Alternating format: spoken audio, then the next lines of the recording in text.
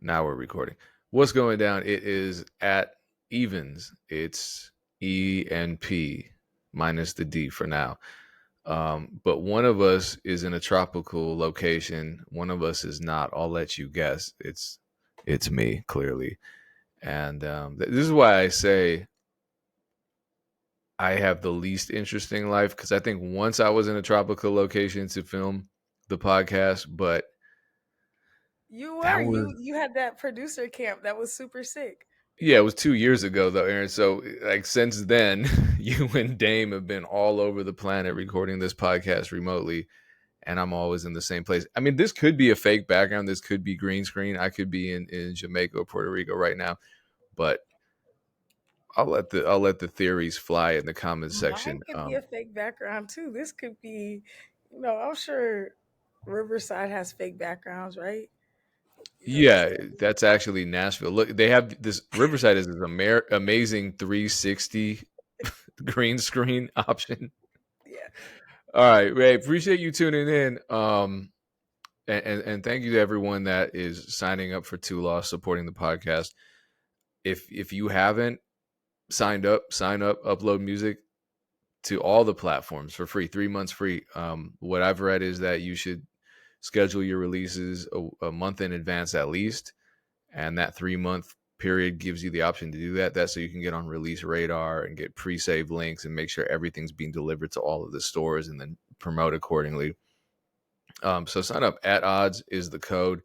Tolost.com is the website for 3 free months of premium music distribution. Your songs don't get deleted from the platforms if you decide not to move forward with the membership. So I know you wanted to talk about morale, Aaron. Yeah. I feel like it's often that we see I think with internet culture, so the way that the internet has gone, social networking started as this fun, weird, amazing thing where you're just putting everything on the internet. Potentially MySpace. I think that's when I got engaged with the internet, but I didn't really have a MySpace account. It's so funny because somebody on Twitter commented on like, "Oh, you should go back to old MySpace days."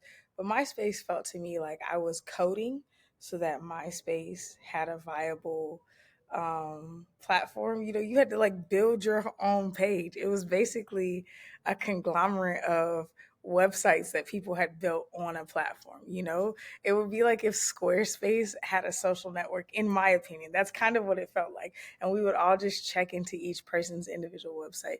So I feel like since the beginning, my beginnings, there's some things prior to that. It was fun, it was interesting, it was highly curated, but it wasn't very negative. I feel like as the internet has progressed, as humanity has progressed, things tend to get way more negative and heavy. And so Dame has sent us a post by an executive who's been in the game for decades. He's signed a lot of artists, done a lot of really cool things, but he was disgruntled about something that I felt like, and again, I don't know anybody's experience and I never want to belittle anything. But this executive was disgruntled by something that seemed relatively small, and was tweeting about it. And again, Twitter is also very small.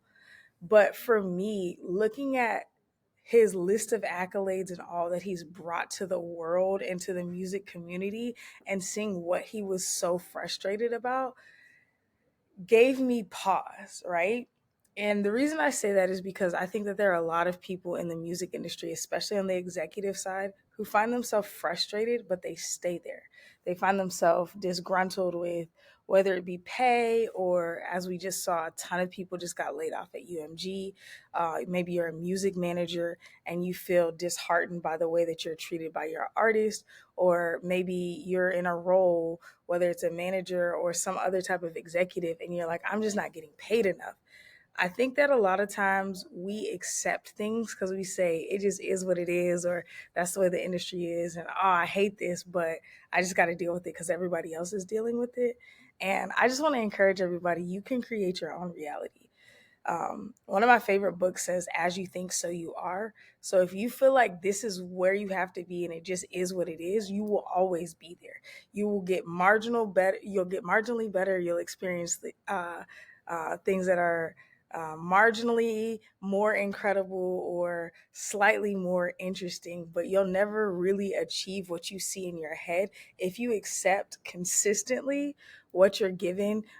If you're not satisfied with it, if you're satisfied with it, love that, enjoy that. But when Dame sent the post, I was like, man, I can relate to this because I started realizing I had nothing good to say about the music industry.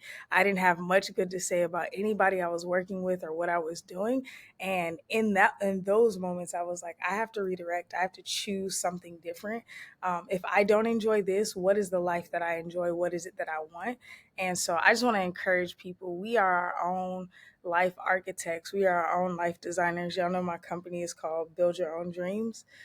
Don't succumb to the version of the dream that people are giving you or allowing for you. Like, you're the only one who can architect, build your dream. So you got to draw it out. Another one of my favorite books says, write the vision, make it plain. Like, if you write what you believe and then you make it easy for yourself to understand what it is, it makes it, you're almost a step away from achieving it because you can see it and you have it. And I think a lot of times people are looking for permission to dream or permission to believe, especially in this industry, because it's like the likelihood of it happening is so minuscule. So then when it does happen, where you're here, you're like, well, I just need to be grateful to be here. I caught myself in that too. I think gratitude is really important, but continuing to dream, continue to visualize, and not getting caught up in this cycle of, I hate it here, but it's all I have. I hate it here. Well, this is better than this. I hate it here. Well, at least I should, like, yo, if you are not content, if you are not happy, like, don't stay. I'm telling y'all I'm literally in a dream place. And it's like, if I wouldn't have ever seen this in my head as a possibility to be able to live a lifestyle that I feel like honors the gift that I was given, then I would still be probably managing people and not making any money and being abused and being treated like shit. And it's like, I'm worth way more than that. And I should believe way more than that. And so that's how I move. And I want to encourage, especially executives, but artists too. Artists tend to come with delusion. Executives tend to come with a level of understanding, but they know it's delusion, but they're like, I have this work ethic to follow. But I think I want to encourage executives right now, don't succumb to the standard that people give you. Arrive at the place that you believe you deserve by believing that you can be there. Yeah, I guess with them, because they're looking at it more of a traditional 9 to 5, and as we know, and as we've been taught our whole lives, I don't know how your family was, but my father was the breadwinner for a long period of time, and he hated his job. I mean, he cleaned buses, you know what I mean, and hated it. And when I would look around, I had some friends of privilege where their parents did cool shit, like they were artists or something, and somehow they were, not musicians, but artists or professors or whatever. They did a cool job that they enjoyed. For the most part, everyone was angry about everything. I feel like that's really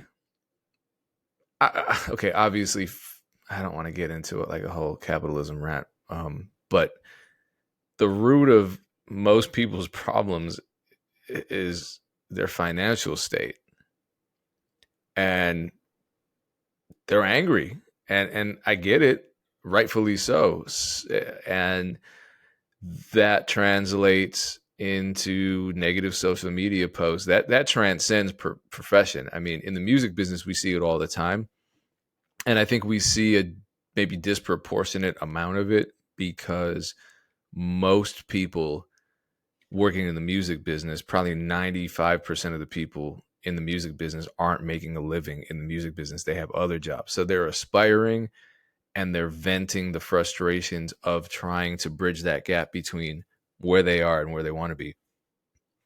And there's very little blueprint. Even if you work a terrible job that you despise and you're working full time, there's a good chance you have health insurance. There's a good chance, well, there's a great chance you're getting a regular paycheck, so you know your money's coming in. Music business is not like that at all. I actually want to talk about this in a separate but related topic, but it's yeah. I think there are a lot of people who are feeling encouraged right now. The economy is strange right now, very strange. It's really ebbing and flowing like crazy. So some people are loving it, some people are hating it. I'm not an economist, so that's above my pay grade. I'm not even going to speak on it. I'm just noticing it as someone who, is working, as a small business owner, and seeing what consumer behavior is like. And it's weird. I'm confused. Yeah, I think it's an important note to make. Like you said, my dad was same thing, breadwinner, but my dad is a military man, so he came from this. I never knew if he enjoyed what he did. He seemed to like it seemed to all be kind of like duty, and I think that when you switch into the privilege of doing what you enjoy, then there's another like level of duty where you're like, I can't complain about this, or I'm gonna complain, but it just again is what it is. And I don't think so. I think that when you reach the level of self actualization to say, hey, I thought I wanted this thing, but I actually realize I want something different, it's okay to be there. I think that that's where I get so frustrated with artists or people in our scene because it's like everybody just shits on everything so consistently. And it's like, if you're every day you want to shit on something or someone, why be there? Like why, like, I have a friend who works in film and he works for Netflix, and he was just like, he was talking about how right before the writer's strike, he was just so disgruntled with everything, and I was like, oh, I thought you loved your job. And he was like, I do, but everybody, it's just like the norm for everybody to be negative. So he was like, so then you find yourself on coffee breaks at every given moment of the day, somebody's complaining about something, so then you start to complain, and that just becomes the norm. And I'm like, so do you even really want to do this? And he was like, when I stepped away during the writer's strike, I asked myself, do I want to do this? So his fix was, when I go back in, I'm going to go in with a therapist. So he like talks to a therapist every week. And he said if he feels like his person at his core is changing, he's going to find a whole new industry to be in, because he has a daughter now. And he's like, I don't want my daughter to experience this man who's switching sides. At home, I love life, I'm just like in the mix. But when I go to, and proverbially, I love my job. And on paper, I love my job, but when I go to my job, I complain all the time. And then I come home and I'm flip flopping. And so so he's like, I just don't want to be this person. So I think for me, I had the same thing. I was like, on paper, in my head, I wanted to be a music manager. I wanted to have a ton of employees. I wanted to, and it was cool. I lived that, and it was hell. It was stressful. I wasn't making a ton of money because we were bringing in a ton more money, but I was spending it all on my team. My artists didn't treat me well because they just thought I was like, oh, this is normal. Like, it's not normal what I do. It's not normal what I bring to the table. And as long as I value myself in that place where I let you use me like that, then I'll never be at the place where I feel personally valued. So I'll never feel happy. You know what I'm saying? And so I think that, yeah, I'm not trying to be like super metaphysical. And, I think if Dame was on here, he would have pulled us in sooner. And y'all know I'm very big on my feelings and emotions, but I just want to encourage anybody. If you've been chasing a dream and you've arrived at it, which is already a small percentage of people, when you arrive at the dream and you realize that it's not what you want, there's nothing wrong with saying, hey, I thought I wanted this thing. Let me continue to move past this. What else is there? You don't have to succumb to the thought process that, oh, this is what I wanted, so I have to be grateful for it. Yes, be grateful. I think you need to be grateful in everything that you're doing, but don't feel like this is your final destination in your final form. I think a lot of times there's a lot of shame and frustration where people feel let down because they reach the place that they've been striving for decades. And then they're just like, well, I just got to suck it up because I told everybody I wanted to do this. Especially in I'm the music somebody who, business. yeah, because it's so hard to make it. So then and then because so many people want what you have, and they're like, oh, you're so lucky, or it's almost like you feel like this weight of responsibility to be grateful for the pile of shit that you might have inherited that you thought was gold. And I just want to liberate some people and say, like, it's okay to be like, this is actually not what I thought it was. It doesn't fit my needs and the person that I've evolved to be. And I would like to exchange this for something else. And I think that's why you have to consistently dream and explore and recognize, where do I feel most valued? What drives me? What is my actual why? Not the why that's driven from and derived from trauma. And where can I move and be most effective? I think I'm a good music business exec. I think I'm a great business person. I think I'm a great encourager, and I think I'm a great strategist. So in my life, in my world, I'm moving towards the best place I can be utilized in business, in strategy, in culture. And that's where I'm seeing the money come. And that's where I'm seeing my life change. And I think, again, if somebody wants to hire me to be a music exec or bring me on board for that, great, because I'm good at it. But the part that makes me great is all of the other things outside of the music industry that I bring to the table. And once I realized that, I wasn't pigeonholed and saying, oh, I got to do it like this, you know? Yeah, I think well, I don't know. It's something relevant to this conversation happened to me just since last night. I sent out a tweet, and it was late, so it was a tweet that I understand why people had a strong reaction to, but it was in response to somebody else talking about how it's common in the music business for your friends and family to not care about your music, which is, I think, more of a perception than a reality. Um, and I just tweeted in response. I was like, well, if I guess I meant to mean, if they don't care, here's why. But what I said was, they don't care because they're not obligated to. I mean, you don't really care about their 9 to 5 that much, do you? And a lot of people are like, okay, I never thought of it that way. That's true. But then a lot of people are like, no, fuck that. You're a shitty friend. Your friends are probably trash. There was this one woman who was like, I know a man wrote that because y'all don't support each other. And I'm like, you know what? Maybe that's part of it. I don't know. So then I'm talking to her, and then she started cussing me out. So I put her on mute. But you see this all the time. And just to make it real, I only have 2 screenshots.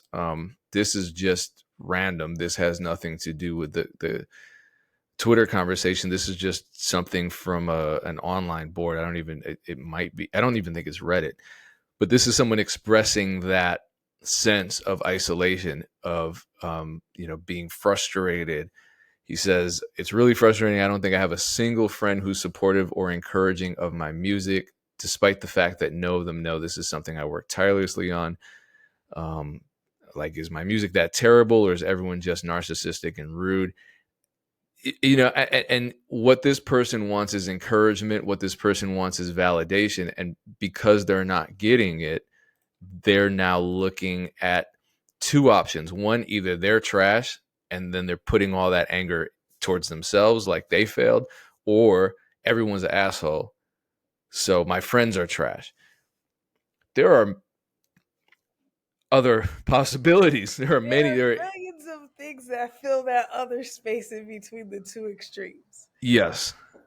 Yeah. And I feel like there's a toxic culture within the aspiring music community where we expect our friends and family to support us, and then we either cut them off or resent them if they're not supporting us in the ways that we want. Oftentimes, we're not even communicating to them the kind of support we want. And probably if we did communicate the kind of support we wanted, it would sound crazy. So maybe it's a good idea. Like, if you're sitting down and thinking, oh, my friends don't support my music, write down how ideally they would support you. And if it's something wild, like, I need you to repost everything I make, I need you to call the radio station, blah, blah, blah. I need you to do this. I need you to do that. I need you to bring my name up in every conversation. I need you to request. It's like, at a certain point, come on, man, that's too much. But They're my not. question is, what do you do again for your friends and family? I wouldn't say they're 9 to 5 necessarily, because I think there is some dissonance there unless they're extremely passionate about their 9 to 5. But what are you doing for all of your other friends who own their own business? Are you doing that? Right. And the thing about it is, I don't even think you have to, because like let's say your friend opens a gas station and you ride a bike to work. Your friend opens up a barbecue restaurant and you're a vegan. Your friend opens up a nail salon and you're an auto mechanic, so you can't get your nails done. Like you're not an asshole for not patronizing them. You can support them in other ways. And that's I think why I got a lot of heat for that tweet, because people are like, "Oh, you just expect your friends not to support you." I'm like, I never said that a day in my life. Or they'll say, your friends clearly don't support you and you're just projecting. I have great friends. Um, it's just that the support I need, I think artists, creatives, we weaponize friendship and we conflate for our own benefit. Let's have a conversation about Yeah. this. Oh no, I'm ready because I've been getting shots all day, all day, and so this is fresh on my mind. We'll weaponize our friendship and equate showing up as a friend to being a fan and a consumer, and that's not what a friend is. My whole thing is, if you take one thing away from what I'm saying as you're watching this, is this: love your friends for who they are, not who you want them to be. That's it. Because if your friendship is conditional, you're the problem, not them. And actually, that's what I told that woman before she cussed me out. So I think she might be the problem. I don't know, or maybe it's just um, tone and whatever, not translating via 140 characters or fewer. But this is something that, and I'll tell you, artists, this is something that I felt, and everyone feels when they're at a point in their careers where they're dissatisfied, which is oftentimes the beginning of the journey. Like if you don't have fan support, you're looking around like, where do I get validation? Oh, my friends. Oh, my family. I used to be making demos when I lived with my parents, and my mom would poke her head and be like, "Ugh, what is that?" I'm like, "Oh, it's a song." Yeah, I hate those lyrics. I don't resent her for that. I didn't make that song to impress my mother, and I didn't expect her to be like, "That's the most amazing thing in the world." If she didn't like it, someone might like it, or I just have to face the reality that maybe that's not a great song. But regardless, my mother's not an A&R, and I don't expect her to be. My one of my best friends growing up, uh, I don't know. I don't think he's ever purchased an album of mine, and I don't have a problem with that because he's my friend. If I need him, if I say, "Hey man, I need to talk," he'll give me that support. You know what I'm saying? I don't. It might annoy me that my sisters want to be put on the list all the time if I have an event and then they don't show up. But that's family. That's an entirely different conversation from me expecting them to book a VIP every time I throw a party and bring all their friends and street team for me, because that's realistically what a lot of people want. And I see so many artists go online and complain about the lack of support, to the point where if I read what they were saying and if I were their real life friends, I would feel hurt, honestly. And I'll show you. I love this tweet because it exemplifies everything that I'm talking about here. So I don't even have to come up with hypotheticals. This guy, and he replied to my tweets. So this was directly to me. This is part of the conversation. He says, "It's so disingenuous.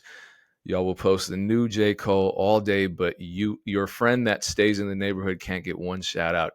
Fucking hypocrite." So there's anger here and resentment. And I feel like if I were his friend being called an effing hypocrite because maybe I forgot to repost, or just didn't have the energy, or didn't even see his post and I didn't repost his latest song, I'd be like, damn, that's all it takes for you to say fuck me as a friend? I want to lean in on this because I feel like, so if you have a culture of amplifying people around you, it's innate and you're not looking for reciprocity, right? So for me, I'm just a fan of people. I'm most of my friends I'm a fan of. So if you go into my stories, I'm reposting people in my immediate circle, people in my extended circle, and just people that I'm fans of that I don't know yet, right? Um, but the expectation for somebody to amplify what you're building without you being that type of person, I guarantee you, people who are saying this don't amplify other people. They're just reposting their own music and like, why does nobody fuck with me? The thing about me is I've been amplifying people for so long. When I see other people amplify me, I'm stoked, but there's never an expectation there. Do you know what I'm saying? Because it's like I Yeah, just because do that's it because conditional support. yeah, I do this because it's in my DNA. I care about y'all. And not only do I care about your artistic voice, but I recognize that your artistic voice is vital to shaping the future of the world. However, if my friend is making some shit and I don't feel like it's vital to shaping the future of the world, I'm not going to repost it just because they're my homie. There's such thing as practice. There's such thing as preference. There's such thing as probability. Like there's a chance I never even saw that you dropped a song. I run multiple social pages. I just had a conversation today that a post went up on one of the pages that I co-manage. I didn't even know the post went up. The probability that I saw what you posted and I'm going to repost is very low considering algorithmic trends. So that's the first thing. If you reach out to me and say, "Hey, E, I would love for you to repost this," if you're friends with me, the likelihood of me saying no is very low. One, because I can tell that you care about yourself enough to put yourself out there to ask me to repost it. But two, because you're not assuming that I saw it. You're not assuming that I liked it, but you're not assuming that I saw it, right? People take for granted one, the algorithm, but two, friendship. Like if it's not a transaction, and again, if you're asking me to post something, but you've never reposted any of my shit, I've never seen you repost other people in your community, my first thought is that, oh, bro, you're selfish. Why would I participate in conflating your ego? Do you know what I'm saying? So it's like anybody who's sitting on here, like, yeah, my friends and family don't fuck with me. That's not true. One, there's a huge chance they didn't see it. Two, if they didn't see it, you have to give them the opportunity to not enjoy it. But another thing is like people aren't consistent. So if you're an inconsistent person and you post one thing every few months and you're like, man, they don't fuck with me because they didn't repost it, I think you're selfish and dumb at this point. You know what I'm saying? Like between all the pages that I manage, work on, podcast, whatever, there's so much going out to the internet. If occasionally my friends repost stuff, I'm hyped, but I'm never expecting it. I'm almost always shocked because at the point in my life that I'm at, I don't want my friends to care about what I'm doing more than they care about me. But again, Yes. that's that point of self-actualization where I'm like, I have reached career success. I have explored a lot of things that I've dreamed of. I've been able to create and live in a reality where I'm like, my art, my ideas, my creations make my living. For me, I want some dissonance between my friendships and my and the things that I produce in the world because I have a haven now. I have people to talk to about stuff other than what I do for work and other than what I'm building. Now, I do want some share, I want some rhythm between the two. I want some collaboration. I do want people to know what I'm doing. I want them to be excited about what I'm doing. But I don't want to talk about work all the time. I do not give a fuck about work most of the time. My job is to think. My job is to dream. So if I'm constantly reiterating what I'm already building, it's exhausting for me. I'd rather be in situations where people are giving me life, where they're giving me ideas, where I'm being inspired and refilled and fueled.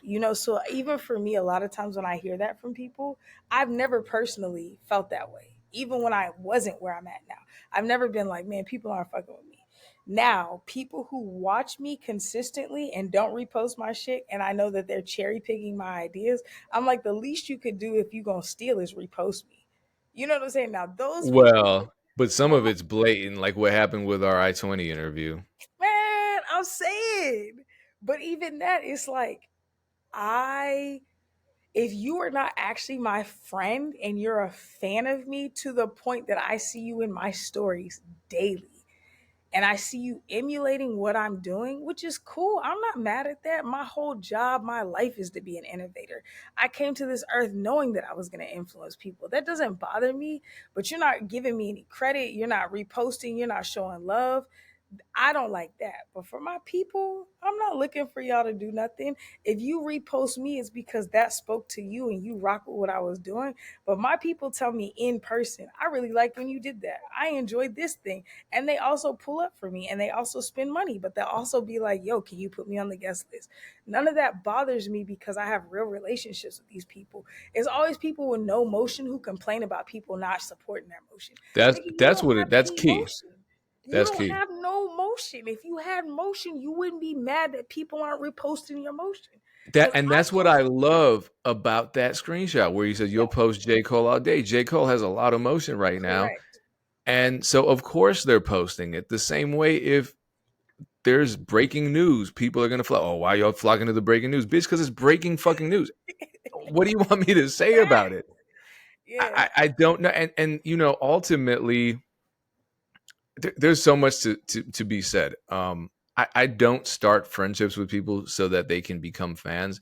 I have Facts. friendships because we have friendship. That's But what it my is. thing again is who are you reposting at your size, at your magnitude, and your momentum? Who Right. are you engaging with consistently? You're going to say nobody because you don't really do it. Because if you were really about that life, you would genuinely be about that life and you wouldn't be upset that people aren't about the life about you. Do you know what I'm What? saying? But if you're doing it, are you doing it because you just like the content, or are you doing it with the expectation that they're going to reciprocate? Because That's that's what I'm saying. People don't repost small artists because they're looking for reciprocation. Small artists get mad that their friends don't repost them, but they're not doing that themselves. I don't know anybody who exists in both worlds. I'm upset that my friends don't repost me, but I also repost people who are at the same size of me and same influence level. It doesn't exist. it's And if it rare. does, prove me wrong. DM me, be like, look at who I reposted in the last 10 days, and look, my friends don't support me. And at that point, I'm saying just keep adding. It's compounded interest. But I'm telling you, there's nobody gonna DM me because people don't do that. People are gonna complain, people are gonna comment on this and be like, man, I do it. I'm gonna be like, how often? How often? Name 10. I can name you right now 15 people who have less than 5,000 monthly listeners that I listen to regularly. Y'all, I promise you, people can't do that. I can show you people that I repost regularly because I'm a fan of art. I'm a fan of artists. I'm a fan of people. You don't want fans. You want transactional friends who are loyal to your art, even though you're not loyal enough to yourself to be consistent. If you were consistent, we wouldn't have this conversation. You have And your that's the head thing. down, working and building what you're building on, and you wouldn't be mad right now. And I know that Exactly. because that was me. I was Yeah. tiny, was not enough shit going on. At this point, I can't keep up. And it's like I was never looking for y'all to validate what I was building because I was building what you couldn't even understand. And if you really feel like you're an innovator, if you really feel like you're making the most revolutionary art, people won't understand it. So they're not going to repost it. And if you're getting hung up on a fucking repost, bro, get over yourself. Because if it's that important to the world, deliver it. It'll eventually be understood when you're consistent. Yeah, because it's like even those sort of halfway celebrity accounts that you can pay $100 to repost because they have 200,000 followers Yeah. doesn't do anything. So your I mean, so, friend, your sometimes it does do something though. influencer marketing will help. Yeah, yeah, yeah. My point is just that if the content isn't resonating with people, it's not resonating with people. Facts. And if it is resonating with people, then do what you're supposed to do as an artist and market yourself.